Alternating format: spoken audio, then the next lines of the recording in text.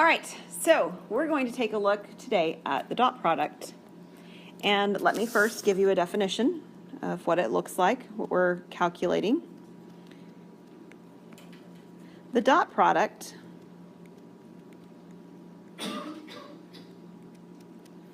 for two vectors, and I am going to be extra careful today with my vector hat, so please, not just in silliness, I need to make sure they're there because we're going to keep moving between vectors and scalars today.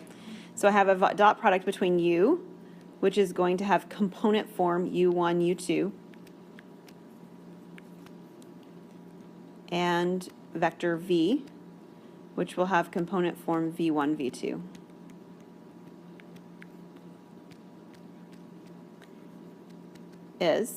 So if I take v1, or v, sorry, I meant to do u first even, u, and I do a dot product with v, I actually don't get a vector at all. I get a scalar. So what I do is I take u1 times v1 plus u2 times v2, and these are numbers, right? I multiply, I add, and I will end up with a scalar when I'm done. Okay, that's u1 times v1, right? Yes. Okay. I've used my dots interchangeably. I see how that could be confusing. Maybe I'll just eliminate them. Are you good with that? Yeah. Okay. Sounds good to me. So u1 times times v1 plus u2 times v2. And likewise, if we're working with vectors in 3 dimensions, so if u as a vector is u1, u2, u3, and vector v is v1, v2, v3. Just like we were working last time with sort of 3-dimensionalizing everything we knew from 2 dimensions, what would you assume the dot product would be if I'm doing these?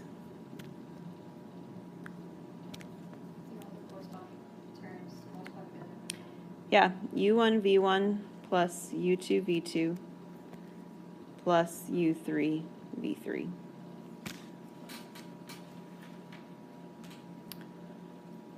So we're moving from vectors into scalars when we're working with dot products.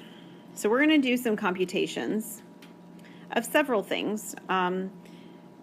Before I do that, I had one more set of theorems or properties, so I was going to write down, my bad.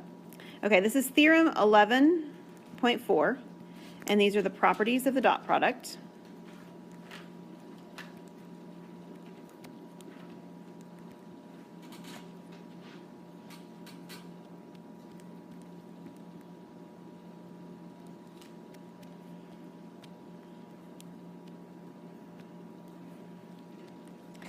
And actually, before I do that, let me give you some background. So for vectors, u, v, w, and any scalar c,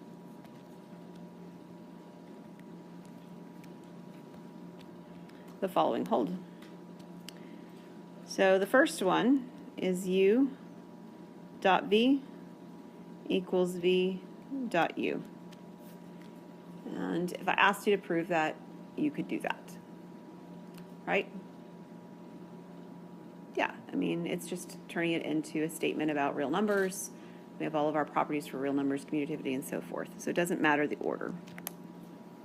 The second one has to do with what happens when we have kind of like an associative property. So we have u dot, our distributive property is meant to say, u dot v plus w. Either way, equals u dot v plus u dot w. Is that what you mean, Kyle? Mm-hmm. Yeah. Okay, so we can distribute across addition. Our third one is what happens when we have a scalar multiple times the vectors. So I can apply the scalar multiple to the first vector and then do a dot product. Or if I wanted to, I could actually apply the scalar multiple to the second vector. Oops. And then do the dot product. It doesn't make any difference.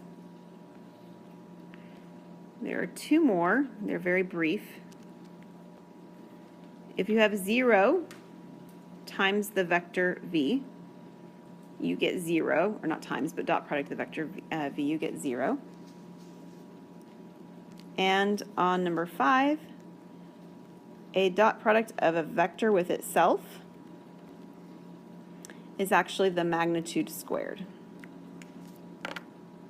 When you think about what we did when we found magnitude, that should make sense. So it's the magnitude without the square root, so it really is. So does the associative property not hold in this? So when you're thinking about the associative property, you would have to have like this, u dot v dot w, right? The problem is that two of these together are going to create a scalar, and they're not going to be a vector when you're done. They're going to be a scalar that then you're multiplying by w. So it wouldn't necessarily hold, because that scalar would be different than if I did this piece and I got a scalar here.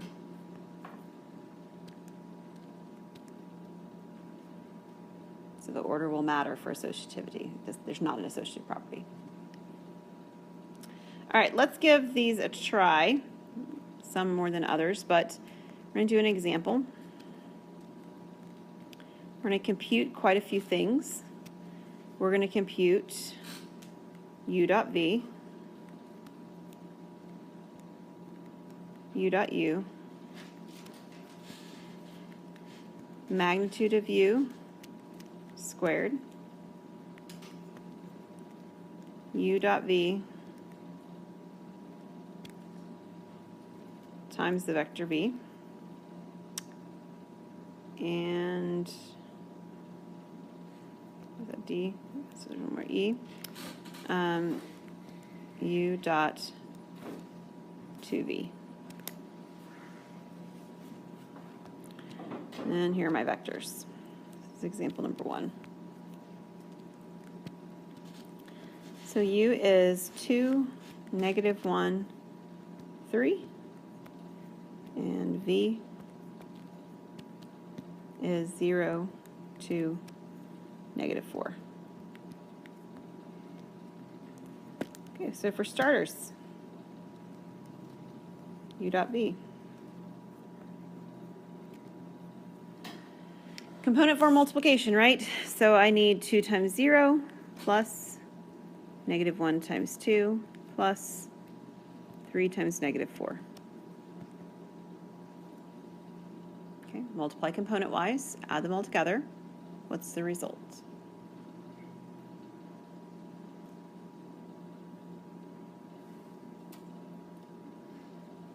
Don't multiply fast. It's not working for you today, right? 0 to -2, -12. Okay, so what's the result if you add them together? This isn't a vector, this is a scalar. What is the sum? -14. -14 is right. Jinx. Yep, there we go. So let's try u dot u. So what do we get if you do u dot u? No? Magnitude squared. Yeah, you actually get the magnitude squared. So you'd actually have 0 squared. Am I doing, oh, I did v, sorry. I wrote down u on here, but 2 squared plus -1 squared plus 3 squared. And what would that happen to be here? I'm not asked to find the square root on this one. I'm just doing a dot product of something with itself. You could also square it. Yeah, but what you're thinking of, I think, Hannah, is the third one, the C, where it's actually finding the magnitude squared. So technically, there's a square root and a squared going on here. So I've got this u dot u, which I just had before, underneath a square root, and then I square it. So I get 14 again. Yeah, and that's actually one of the properties. It's the last property that I wrote over here. That if I want to do the magnitude squared, it's the same as the dot product of the value with itself, the vector with itself. D is u dot v. It's not a good v. That's better. And then that will be a scalar when I'm done, and it will be then times v. So I already know what u dot v is as a scalar, right? It's negative 14. This is from part A. And I need to multiply that by the scalar of v itself, which is 0, 2, and negative 4. And multiplying scalars times vectors means what do? I'm just multiplying by each component, right? So I have 0 at the beginning. I have negative 28 in the middle, and I think it's 56 at the end. Is that right? Yeah, okay. And then the last one is u dot 2 times the vector v. If you really want, I mean, you can do it in the order it's sort of written here. But because I already know what u dot v is, I'm not real interested in recalculating what 2v is. I have no desire to do that. To me, it seems like it would be easier to pull the 2 to the front, because I had a property over here. It was property number 3 that says that I can pull it to the front, basically, if I pull this here from over here, which is how it's written. So I can pull the 2 to the front, and then I have u dot v, which I know is negative 14. So 2 times negative 14, or negative 28. So we're just using the property to our advantage, not because we couldn't, but because it's faster too, right?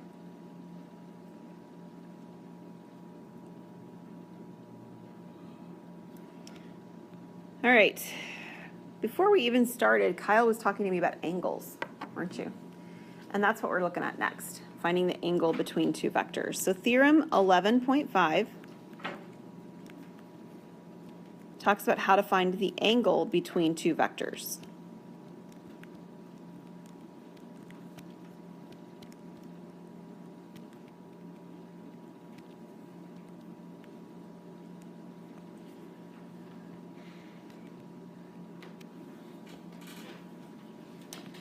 And it says the following. If theta is the angle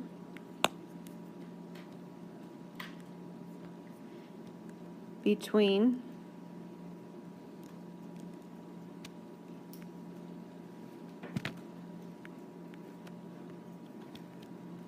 two non-zero vectors u and v,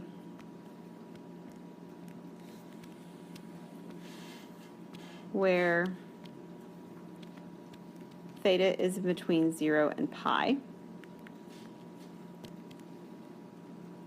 then the cosine of theta equals the dot product of u with v divided by the magnitude of u times the magnitude of v. Does that look like what you remembered?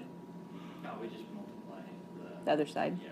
The other book that I had used last time did it that way too. This one has it set up like this, so that's fine.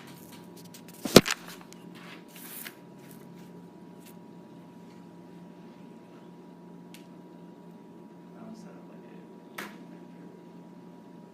Kind of. Yeah, similar.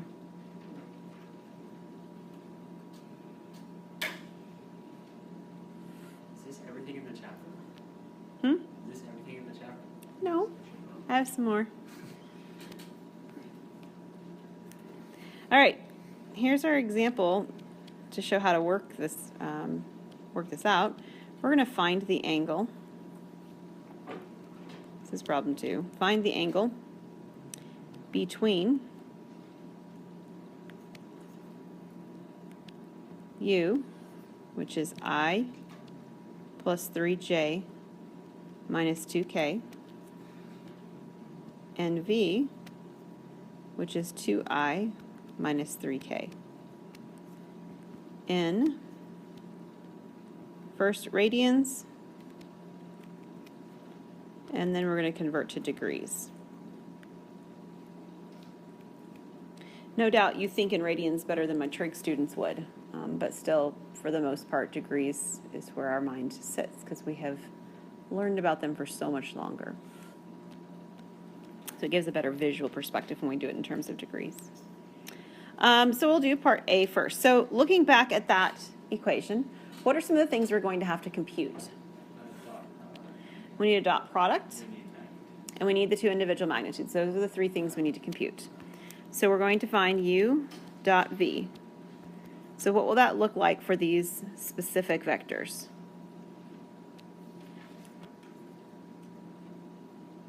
I'll start you out. 1 times 2. What's the next component? 3 times 0. 3 times 0. And what's our last component? -2 times negative. Yes, -2 times -2. If we multiply that out and we add it up, what are we going to get? It's negative 2 times negative. I was just doing what Kyle told me. Maybe I heard him wrong. All right, -2 times -3. That is what I have written down too, so we're in good shape now. It's 8, yes. Good. Next, let's do the unit vector, the U magnitude. So again, it's just magnitude, but then we'll find the other one too. So we have a magnitude of 1 times 1, so we have 1 squared, plus 3 squared, plus -2 squared, which will give me what? Square root of 14, good. And the magnitude of V. Distance formula? Yeah, it's actually truly a two-dimensional object, but it's in 3 space. So, and this is the square root of 13 is right. So we can set up the information with our angle in it, which is what we're looking for. Cosine of theta is equal to 8 over the square root of 14, square root of 13. And we just take the inverse cosine, exactly. So, cosine inverse, or arc cosine if you prefer, of 8 over, this is actually the square root of 182 if you multiply it together. Not that you have to, but I have it written down, so I will. This is not a pretty square root 2 over 2 kind of value, obviously, so we do need our calculator's assistance in order to do that, and we will get a decimal approximation. I tried to see if I could tell in your book what their preference is in terms of like decimals or something like that, and I can't tell that there's a given. What do they use? Is 3 what they're using all the time? Always go for 3. Always go for 3. What's that? Web science 3, so we'll go with 3. Sounds good. All right, so what do you get if you have inverse cosine of 8 over square root of 182? You guys have a calculator? What was it?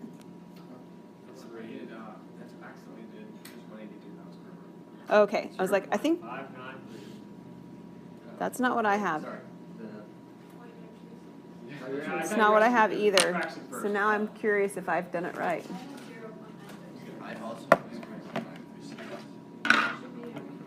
That's the radians. Yeah, are you doing radians? Inverse cosine of 8 over square root of 182. Oh, my notes are just wrong. I copied them from last time, so point, what was it? 936. That's what I have as well. Cool. Okay, that's radians, and then that's theta, so then we also need in degrees. Yes, thank you. So how would we convert that into degrees? Okay. How else could you do it besides switching the mode on your calculator? Yeah, so 0.936 times 180 over pi, or dividing by pi multiplying by 180.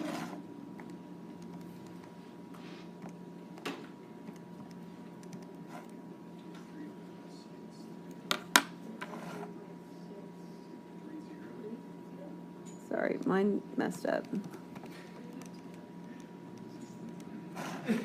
53.6, what'd you get? 630. What? Oh, you probably didn't put the exact number. Yeah, if you use the rounded 0.936, what you'll get, what I got, is actually 53.629. So use the exact version and then you won't have that problem. We have 53.630. Cool. All right, now sometimes when you do these dot products, you don't get a whole number or an integer. You don't get a positive or negative number. Sometimes you get 0. And in that special case when you get 0, something interesting is actually happening. So, to the angle, exactly. So think with me, if you were trying to calculate this and you did the dot product and you had a dot product, let's just look at from this formula, that was 0. You did 0 up here. How in the world would you get a cosine value? Like what angle would that create if you had a cosine of theta has to equal 0? It's pi over 2, Oh, it is. which is 90 degrees, right? Yeah, so if you were actually getting a dot product that's 0 and you tried to use this formula to calculate it, you would very quickly find that you had an angle that was 90 degrees.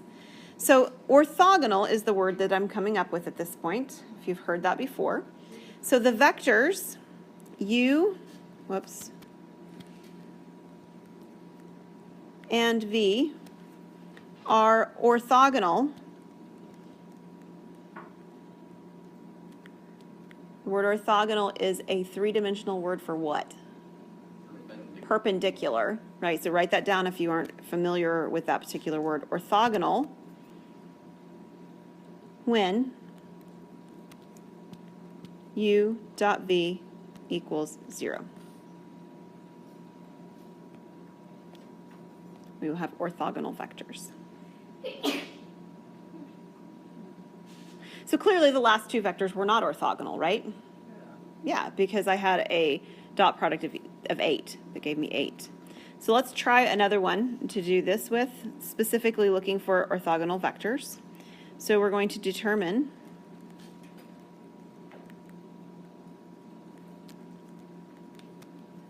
if u and v are orthogonal. The directions also include parallel. How do we decide if vectors are parallel? Yeah, they're scalar multiples of each other. Or, of course, the third option is that they are neither. And our vectors, u is 2, -1, and v is 2, 4. So I can look at those and immediately say those are not parallel, right? What's that? Yeah, this is example 3. I don't know why, but I have had a difficult time in this particular set of getting my numbers on my paper and then into my slides. It is orthogonal, but can you see immediately that they're not parallel too? Everybody good with that? Are the scalar multiple things not going on? Yeah, so if I do u dot v, I have 2 times 2 plus -1 times 4, and yes, indeed, that's 0, so they are orthogonal.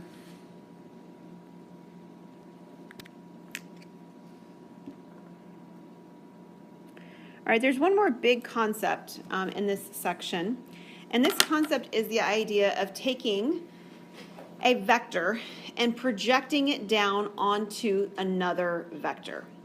So I'd like to draw a picture for you of what that looks like, and then talk about sort of an example, not an example, but the definition for what we're doing. So if I have this vector in space, and we'll call it vector u, and I have another vector. I'm just going to make it longer because my pictures are going to be easier to draw if it's longer. Okay, it does not have to be longer at all. So this is vector v.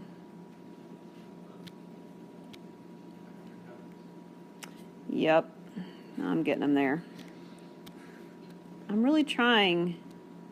I've been doing pretty decent at it today. Okay. So if we were to take our vector and we were to sort of shine a light on it, think shadows, right? If you were to shine a light on it so that it is straight above the vector shining down, then the light would be over here. And it would be shining down on this thing. Whoops, that's not what I wanted. I should have drawn my light in like yellow like the sun, but it would be shining down like this. Are you guys with me? And it would actually take what we would call a projection, and it would project it down onto the vector v. So I thought that was a line tool. Let me do that again.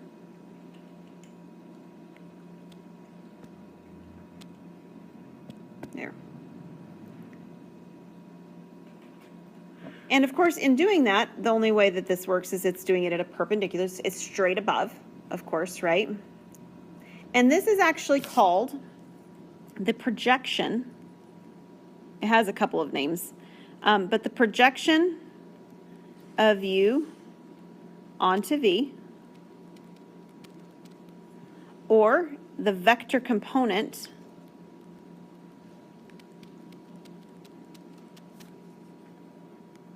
of U along V.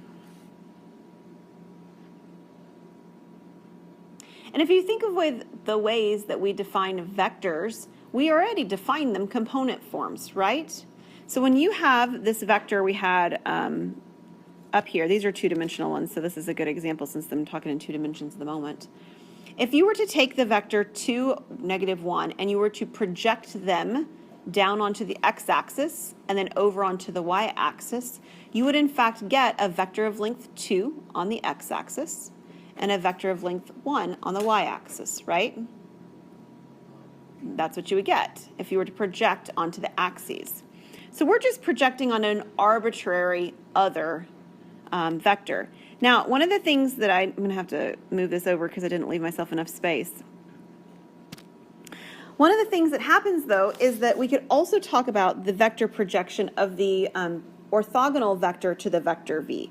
So if I were to create the orthogonal vector to the vector v, so these are 90 degrees, right? I could likewise project back over to this vector.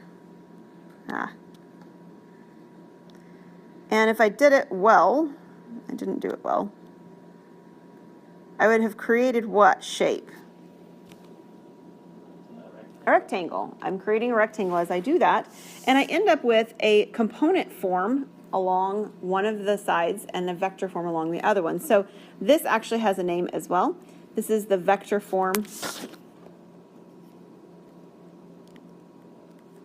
I'm sorry, vector component is what it's called, vector component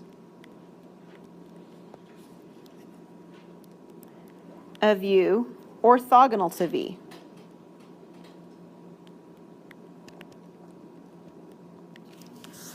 So this is a visual of what we have left to do. There's really not a lot of like time left.